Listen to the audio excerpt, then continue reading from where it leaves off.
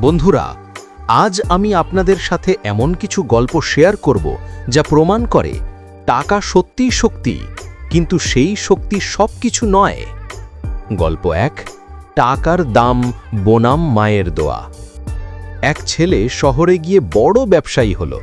টাকা, গাড়ি, বাড়ি সব পেয়ে গেল, কিন্তু মাকে ভুলে গেল। তার মনে হলো টাকা থাকলেই সব আছে। কিন্তু একদিন ব্যবসায় ধস নামল।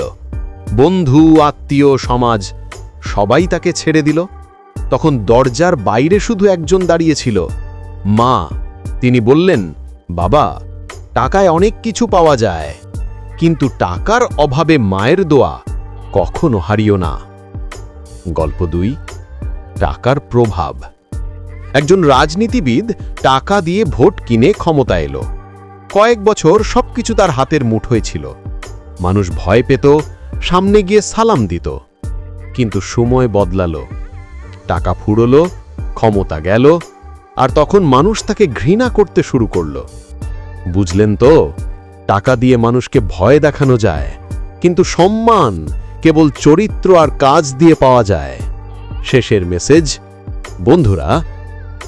নাম্বার 1, টাকা আপনাকে প্রভাবশালী করতে পারে, কিন্তু ভালোবাসা কিনতে পারে না। নাম্বার 2, টাকা আপনাকে ক্ষমতা দিতে পারে, কিন্তু সম্মান নয়। নাম্বার 3, টাকা দিয়ে আপনি অনেক কিছু সংগ্রহ করতে পারবেন, কিন্তু মানুষের দোয়া, মানুষের ভালোবাসা শুধু আপনার চরিত্র আর কাজ দিয়েই পাওয়া যায়। তাই মনে রাখবেন, money is power, but humanity is super power.